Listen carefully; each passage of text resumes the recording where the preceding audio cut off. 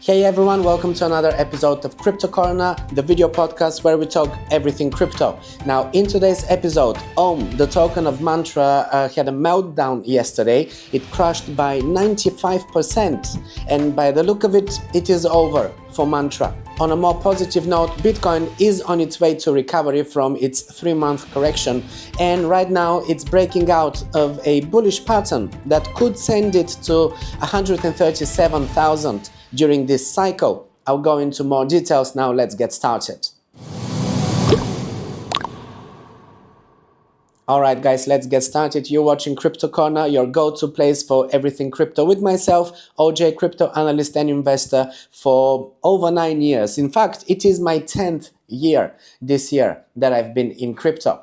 First, I'm going to start with a quick overview of the markets, and then we're going to move on to the news. Bitcoin is 1.22% up today. It is testing the 85, trying to break out the 85,000 price range and go for the 86, which is actually a stronger resistance for it. We're going to see if it will be able to break this resistance today. I'm going to go into the chart and we're going to talk in more detail about this. Ethereum is outperforming. Ethereum is 5% up. Bitcoin is 1.22% up in the last 24 hours. So finally, we're seeing Ethereum slightly outperform Bitcoin, but it's still below the 0.02 price in Satoshis, in Bitcoin value. So Ethereum is really taking quite a dump, at least against Bitcoin. I don't know if you're more concerned about its price in dollars or its price in Bitcoin. For me, it's more important what Ethereum is doing against Bitcoin, because the only reason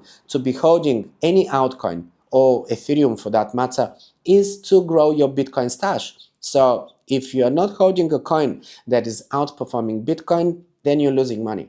So in this case, Ethereum is a loss for me. I mean, against Bitcoin, Ethereum is about 75% down in the last 3 years. So Ethereum is really suffering against Bitcoin throughout this whole cycle, and people are losing money, and I see that more and more people are exiting their Ethereum positions. I already exited last year, and I'm quite happy I did that, even though I exited at 0.03. And what I really should have done is, as we dropped below 0.05 in Bitcoin value, again I'm talking about, I should have exited. So I did wait. I did give Ethereum the benefit of the doubt. I did give it some time to show me that it could recover, but it didn't. And right now it's dropped below the 0.02, which is really not good, guys. Even if it recovers, I don't see it going back to the highs that it used to be against Bitcoin. So it will be a small recovery, because of course Ethereum is going to move up as Bitcoin is moving up. And even if it outperforms a little bit, I don't expect it to outperforming by a huge margin. All right, XRP is pretty much at the same price as it was yesterday. It's not really seeing any big pumps. It doesn't really see the boost stepping up in there. 2.15 is the price as of right now. BNB is also just 1% up since yesterday, still below 600, 590 as of right now. Solana is doing a little bit better, 132, 3% up in the last 24 hours. Tron is 2.55% up at 25 cents right now. Cardano 1% up, very similar performance to yesterday. Link is at almost 3% up since yesterday, so it's $13 as of right now. And Avalanche is at $20, 2.76% up in the last 24 hours. These are the top coins. Now let's move on to the news. And the biggest news today is yesterday's crash of Mantra. The token is I've been talking about this token. It actually had a very good performance over the last 3 months. When everything was in deep correction, Mantra kept pumping and kept printing new highs, and it was just one of these unbelievably good performance tokens. But clearly, performance alone is not a good metric, because yesterday actually proved us and reminded us yet again all of the dangers that we have in crypto. And Mantra, as of right now, became the new Luna. of this cycle. If you remember back in the day, during the previous cycle, we had the Terra Luna crash, which was a stable coin pegged to Bitcoin and other altcoins rather than being pegged to a dollar or another fiat currency.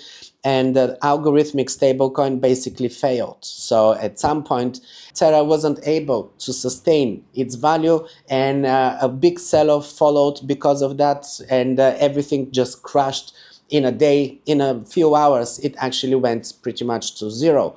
Well, the same happened yesterday to Om, the token of Mantra, even though for different reasons. Well, what happened is that a big wallet that was believed to be connected to the Mantra team suddenly deposited 3.9 million Om tokens on OKX exchange. And Om at the time was trading at around $6.50. So we're talking about $25 million worth of tokens got deposited on an exchange, on a centralized exchange, OKX in this instance. And this got a lot of attention because the Om team is apparently controlling about 90% of the token supply, the whole token supply of Om. And this means that only a few people are in control and have most of the power over the token's price. That's already a big red flag. And over the past year, there were already trust issues in the community. Some concerns included that the team was allegedly using market makers to manipulate the price and to keep it artificially high, which is why we saw Om being one of the only tokens during the last 3-month correction that was actually maintaining its price, and not only maintaining but also going higher and higher, while Bitcoin was correcting by 30% and everything else was correcting by 60, 70, some coins 80%, right? Also, another thing is that the team changed the tokenomics quietly without making a big announcement, and that was also a red flag. And they kept delaying a promised community airdrop, which of course is not a good thing. So naturally people were already on edge, and when that large token deposit hit the OKX exchange, things got really heated. Everyone started worrying about a big sell-off, and they were right. Selling pressure began very soon after this deposit, and that dropped the price by 50% in no time.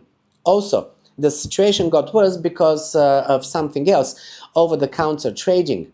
So there were rumors that the Om team had made private deals with people to sell tokens over the counter directly, sometimes even at 50% discount, big discounts. And so when the sell-off forced the price down by more than 50% in a matter of the first hour, these OTC buyers, these over-the-counter investors, were suddenly at a loss as well.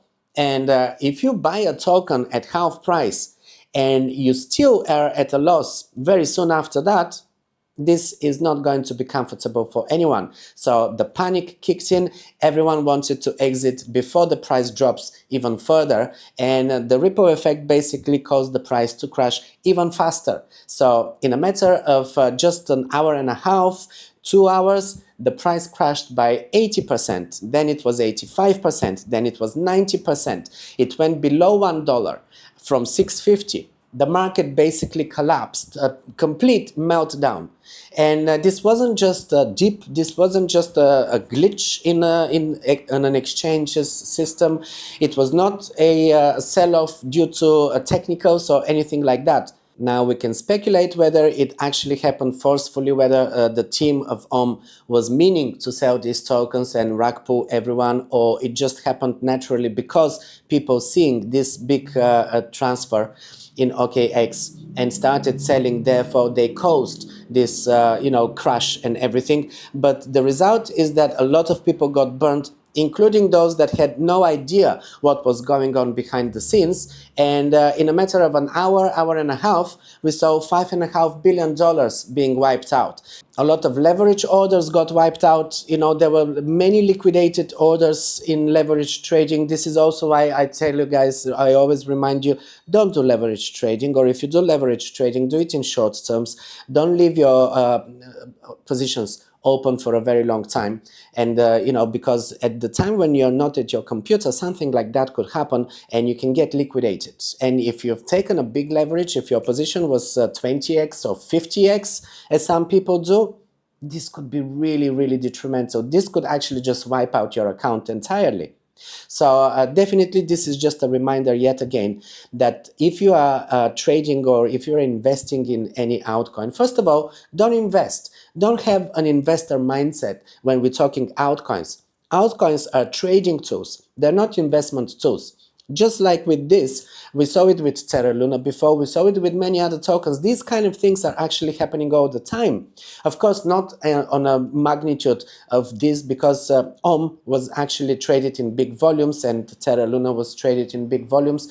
But with meme coins, this is happening every day. And yes, meme coins, most of the people who are actually trading meme coins, they're aware of these things, so they're a bit more careful. They know that they're basically in a casino with meme coins. But even with top altcoins, this is happening, and this is just a reminder that you cannot invest and just leave your altcoins and forget about them. You have to monitor their performance. You have to keep an eye on what's happening, keep up to date with the news and everything. You have to make sure that there is an active community, because with Mantra, even though we saw many people jump in that token in the last couple of months because of its performance, before that, we didn't really see any big activity from its community. We didn't actually see a big community. So they didn't have a big community.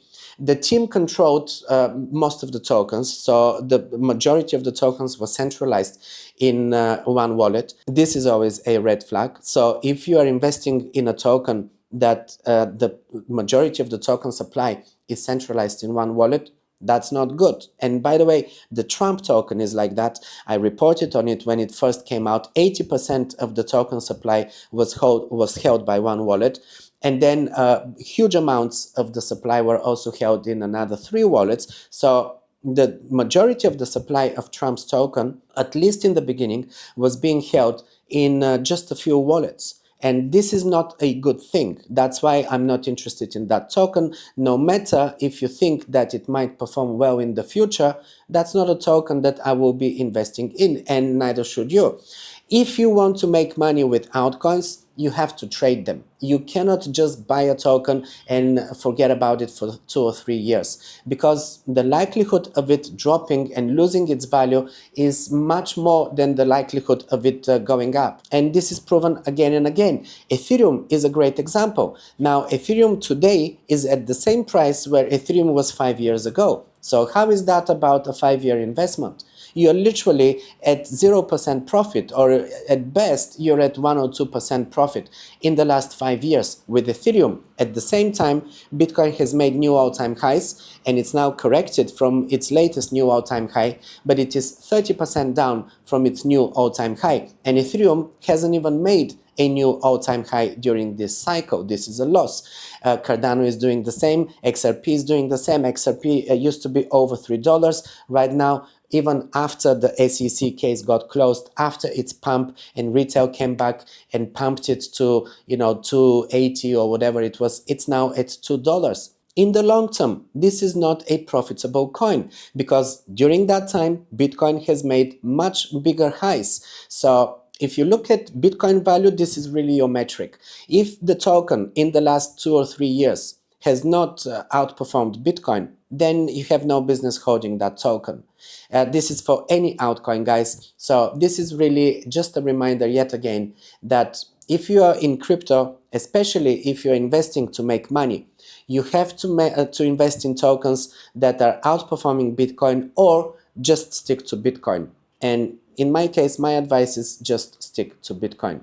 So as you see, dropped in a day by 95%. It went from $6.42 all the way to 37 cents. It is now recovering a little bit. It is at 70 cents, but still below $1. I don't think that this token can be saved. I don't think that the trust in the community is going to be returned, even though they didn't even have a very big community. The few people that were actually bullish on this token, I don't think they're going to be looking at this token ever again.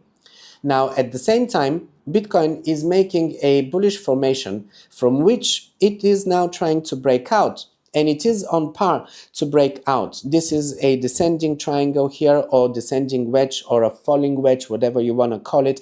This is a bullish formation. This is on the one-day chart.